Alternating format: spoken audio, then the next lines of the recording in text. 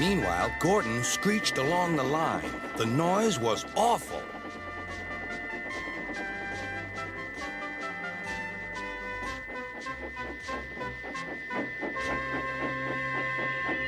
At the station, everyone covered their ears. Sir Topham Hatt covered his ears, too.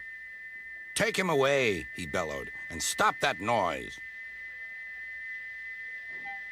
Gordon puffed sadly away, but he wouldn't stop whistling until two fitters climbed up and knocked his whistle valve in place.